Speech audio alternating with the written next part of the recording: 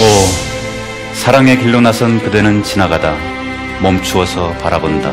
하느님, 어찌하여 그의 심장은 그렇게 할딱입니까? 이제 나는 사랑의 창고에서 나온 용기를 온통 잃어버렸다. 단테는 결코 천국이 끝이라고 생각하진 않습니다. 우리를 구원의 순례의 길로 이끄는 것이죠. 신곡을 읽으면서 단테와 함께 구원의 순례에 동행을 하는 것이죠.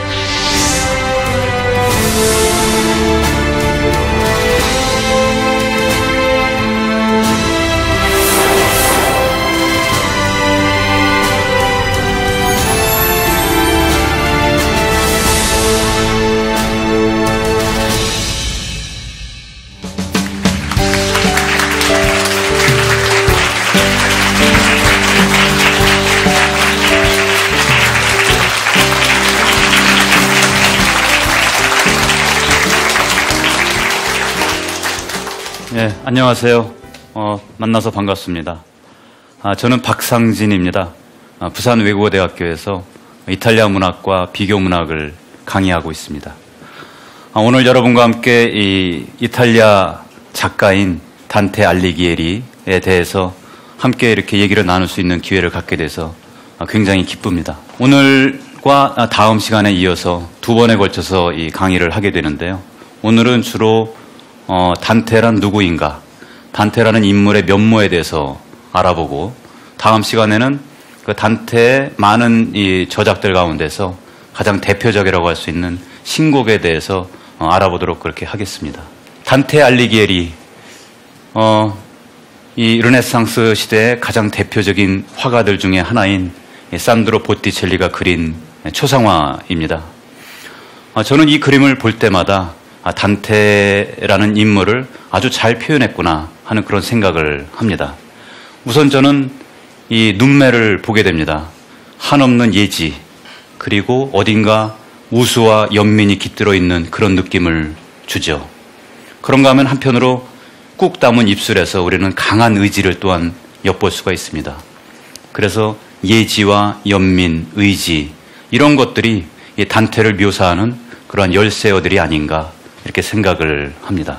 단테는 피렌체에서 태어나고 거기서 형성이 되고 활동을 했고 굉장히 중요한 시간을 거쳤습니다. 그것이 단테에게 왜 중요하냐 하면은 그 당시에 피렌체는 새로운 문화, 새로운 문명, 새로운 시대를 열어가는 하나의 중심지였습니다. 단테가 살았던 시대는 언제냐면은 13세기 말에서 14세기 초반으로 넘어가는 그러한 시기였어요. 아직까지도 중세의 그림자가 굉장히 두텁게 드리워지던 그러한 때였죠. 그런가 하면 한편으로는 이 근대라고 하는 새로운 시대가 점점 이 동이 터오고 있는 그러한 시기이기도 했죠. 그렇게 중세가 저물어가고 근대가 시작되는 그런 과도기의 한가운데 서 있는 곳이 바로 피렌체라는 도시였습니다. 피렌체라는 그 용어 자체가 이미 꽃이라는 그런 의미를 담고 있어요, 이탈리아로. 그래서 꽃이 활짝 피어나듯이 새로운 문명을 준비하는 그런 도시였다라는 것이 단테를 이해하는데 첫 번째로 굉장히 중요합니다.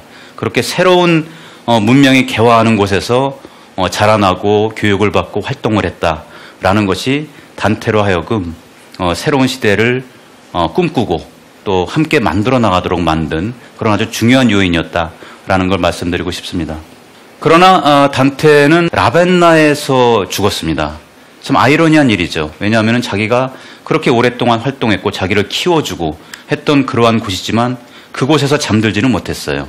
머나먼 라벤나라는 그런 도시에서 잠이 들었고 지금도 그곳에 단테 무덤이 이렇게 남아 있습니다.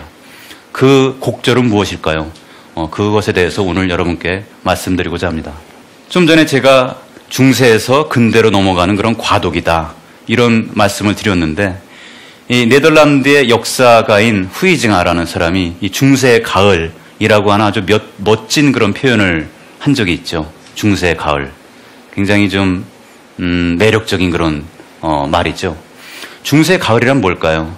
가을이라는 것은 조락의 계절, 모든 것이 다 사라져가는 계절이기도 하지만 또한 열매를 맺는 계절이기도 합니다.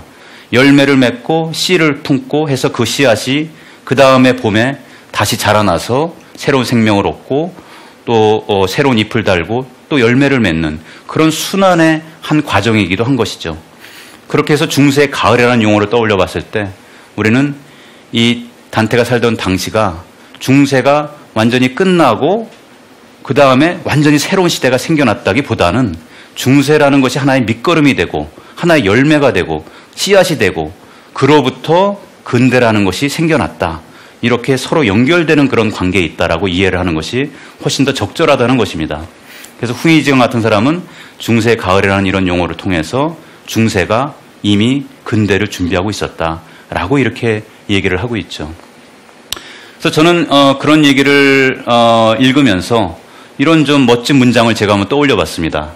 단테 시대에서 중세는 잊혀지기에는 너무 가까운 과거였고 근대는 외면하기에는 이미 너무 가까이 와버린 미래였다라는 것이죠.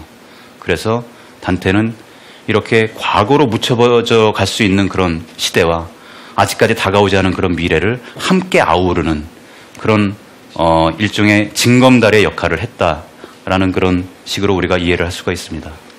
자, 단테 생애를 우리가 살펴볼 때 아주 편리하게 이해할 수가 있습니다. 왜냐하면은 세 시기로 구분할 수 있는데 그 시기마다 아주 그 특징이 아주 두드러집니다. 첫 번째 시기는 우리가 흔히 이제 뭐 청신체파의 시절이다 이렇게 볼 수가 있는데 단테가 이 시기에는 무엇보다도 문학 청년으로서의 그런 면모를 보입니다. 이 문학 청년, 특히나 단테가 추구했던 그런 것은 바로 사랑이라는 그런 주제였죠. 단테가 이때 추구했던 사랑이라고 하는 주제는 좀 유별납니다. 왜냐하면은 한 여자를 사랑하되 그 여자는 평범한 그런 인간으로서의 여자라기보다도 천사로서의 그런 존재입니다. 천사는 무엇이냐? 인간과 하느님을 연결하는 그런 매개체, 그런 역할을 하는 존재죠. 그러니까 단테가 베아트리체라는 여자를 사랑한다 했을 때는 한 여자를 사랑한다기보다도 그 여자를 통해서 하느님에게로 나아가는 하느님의 구원을 얻는 그런 통로가 된다. 이런 뜻을 지니고 있는 것이죠. 그래서 이 청신체파 시기에 단테는 베아트리체에 대한 사랑을 표현한 그런 시들을 주로 쓰게 됩니다. 이 청신체파라는 이 용어에 어떤 뜻이 들어있느냐 하면은 스틸, 돌체, 노보라고 하거든요. 스틸이라고 하는 것은 문체라는 뜻이고 돌체라고 하는 것은 감미롭다, 달콤하다, 부드럽다 이런 뜻을 갖고 있습니다. 그것을 우리는 청이라는 말로 이렇게 옮기고 있습니다. 맑을 청자를 이렇게 썼죠. 그 다음에 노보라고 하는 것은 새롭다라는 뜻입니다.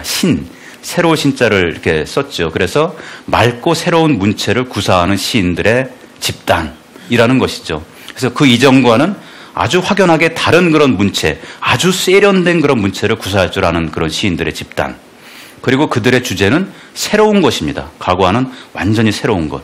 그래서 한 여자를 통해서 한 여자에 대한 사랑을 통해서 하느님에 의한 구원의 길로 나아가는 어떤 그런 새로운 주제를 다뤘다라는 그런 걸로 설명을 할 수가 있겠습니다. 그래서 무엇보다 천상을 향한 구원을 추구했다라는 것이죠. 두 번째 시기는 천실 참여의 시기입니다. 이때는 단테가 문학 청년으로서의 그런 모습을 벗어던지고 정치 일선에 나서서 정치가이자 행정가이자 외교관이자 또는 이 전쟁터에 나와서 싸우는 그런 군인의 모습으로 변신을 하게 됩니다. 이때가 아마 단테가 세속적인 의미에서 최고의 시절이었죠. 피렌체를 다스리는 최고의 행정위원으로까지 올라가게 됩니다. 그러나 올라가게 되면은 그 다음에는 뭐가 있습니까? 내려가는 때가 있게 되죠. 그래서 단테는 이때 세속적인 의미에서 최고의 시절에 올라서게 되지만 그와 함께 갑자기 이 내리막길을 걷게 됩니다. 그것을 우리는 세 번째 시기를 통해서 볼 수가 있죠. 이 추방을 당하게 되죠. 피렌체로부터. 이 정쟁에 휩쓸려 가지고 추방을 당하게 되고 그 이후로는 피렌체로 돌아가질 못합니다. 그리고 거의 20년 동안 이 망명 생활을 하게 되죠. 이 망명 생활을 하게 되는데 단테로서는 엄청난 고난의 시절이었죠. 하지만 우리에게는 굉장히 다행스러운 그런 사건이었어요. 왜냐? 거의 대부분의 단테 저작들이 이때 쓰여졌거든요. 그러니까 청신체파 시절에는 단 한 권만 썼고 나머지의 모든 책들은 다 이 망명 시절에 쓰여졌습니다. 그러니까 정치적으로는 좌절을 했지만 이렇게 학자로서, 작가로서는 엄청난 성공을 거둔 그런 시기였다. 이렇게 말씀을 드릴 수가 있습니다. 자, 청신체파 시절에 대해서 좀 더 자세히 좀 알아보겠습니다. 단테는 1265년에 태어났고요. 1277년, 즉 12살 됐을 때 이미 어떤 여자와 약혼을 하게 됩니다. 단테는 귀족 가문 출신이었고요. 우리도 그러했지만 과거에 우리 어떤 결혼의 그런 관습이 어땠습니까? 집안 대 집안 이렇게 통혼을 하는 그러한 것이었죠. 그래서 단테도 역시 그 당시의 관습에 따라서 어렸을 때 이미 다른 귀족 가문의 딸과 약혼을 하게 됩니다. 도나티 가문의 젬마라는 여자와 약혼을 하게 되죠. 그리고 베아트리체도 역시 포르티나리 가문의 딸이었죠. 아주 단테 가문보다도 어쩌면 더 한 단계 높은 그런 세력을 가진 가문이었죠. 그래서 그런지 아마 단테 가문과는 연이 닿질 않았고 그 당시에 이 은행업으로 엄청난 부를 축적한 바르디 가문과 통혼을 하게 됩니다. 그래서 서로 엇갈린 그런 길로 나아가게 되는데 운명의 장난인지 몰라도 단테는 젬마 도나티를 사랑하지 못했고 베아트리체를 평생 동안 사랑하게 됩니다. 물론 나중에 단테는 젬마 도나티와 결혼을 하게 됩니다. 그리고 지금까지 알려진 바에 의하면 4명의 자식을 두죠. 그렇지만은 제가 알고 있는 한에서 단테 어떤 글에서도 이 부인과 아이들에 대한 언급은 찾아볼 길이 없습니다. 그 정도로 관심이 없었다는 얘기죠. 반면에 베아트리체에 대한 얘기는 어디서도 우리가 찾아볼 수가 있습니다. 1290년까지 주로 시칠리아 문인들, 그 당시에는 이제 중세가 아직까지도 굉장히 강했던 그런 시절이었고, 따라서 중세에 발달했던 그런 학문들, 신학이라든가 천문학이라든가 철학이라든가 이런 것들이 주류를 이루었던 반면에 문학은 좀 아직까지는 그렇게 꽃을 피우지 못했던 시절이었어요. 그러나 점점 시대가 바뀌면서 문학이라고 하는 것이 이제 싹트게 되고 가장 먼저 이탈리아에서 문학이 일어난 곳이 바로 시칠리아입니다. 그래서 시칠리아에 그 당시에 페데리코 2세라고 하는 군주가 있었는데 이 군주가 굉장히 도량도 넓고 또 문학과 예술에 대한 이해가 굉장히 깊어서 그런 문학과 예술에 대한 장려 정책을 폈죠. 그래서 그 궁정에서 많은 작가들이 머물면서 수많은 이 창작 활동을 했죠. 그래서 그것을 가리켜서 우리는 시칠리아 문인들 이렇게 부르는데 그 문인들의 작품을 아주 탐독하던 그런 시절이었어요. 그러면서 이제 작가 수업을 했다는 것이죠. 동시에 단테는 로마의 고전들을 또한 탐독을 했습니다. 주로 키케로라든가 오비디우스, 베르길리우스 이런 사람들이죠. 그러면서 단테는 이 문학에 대한 깊이를 더해갔죠. 그러면서 또한 중요한 게 뭐냐면은 그 당시에 아주 저명한 학자였던 브루네토 라티니로부터 수사학을 배우게 됩니다. 수사학이라는 것은 글을 잘 쓰는 방법, 단순하게 얘기하면 그런 것이죠. 글을 잘 쓰는 어떤 그런 기교, 이런 것을 배우는데 중요한 건 뭐냐면 그와 함께 이 라티니로부터 시민으로서의 사회적 역할을 함께 배웠다는 것. 그러니까 글을 유려하게 잘 쓰는 것으로 그치는 것이 아니라 그 글이 얼마나 시민으로서의 역할을 담당하도록 만드느냐, 그 글에 얼마나 내가 사회적인 어떤 역할을 담아낼 수 있느냐, 이런 것에 대한 가르침을 받았다는 거, 이것이 굉장히 중요하죠. 그러면서 단테는 청신체파를 결성을 하게 되고 함께 새로운 문학, 또 새로운 어떤 문화의 흐름을 주도를 하게 됩니다. 그런데 한 가지 결정적인 사건이 일어났어요. 그건 뭐냐면 베아트리체가 세상을 떠난 겁니다.